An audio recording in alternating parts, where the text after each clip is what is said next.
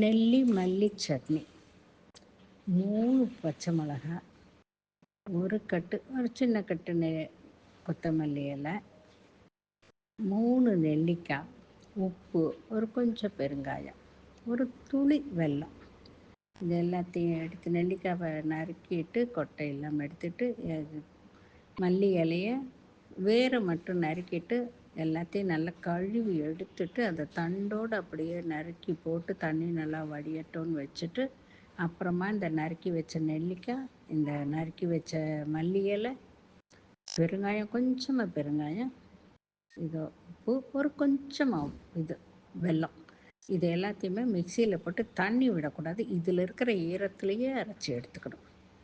எடுத்து வச்சுட்டு ஃப்ரிட்ஜில் வச்சுக்கோங்க, கெடாமல் இருக்கும். ஏன்னா ஈரப்பதம் அடுப்பில் வைக்கிறது இல்லை, பச்சையாகவே நம்ம சாப்பிட்றோங்கிறதுனால ஃப்ரிட்ஜில் வச்சு எடுத்துக்கோங்க. 2 நாள் 3 நாள், இல்லை நீங்கள் ஃப்ரிட்ஜில் நல்லா குளிர்ச்சியாக இருக்கிற இடம் பார்த்து வச்சிட்டிங்கனாக்கா ஒரு வாரம் கூட வச்சு சாப்பிட்டுக்கலாம். நெல்லி மல்லி சட்னி சுவைத்து மகிழுங்கள். ஆரோக்கியமாக இருக்க வாழ்த்துகள்.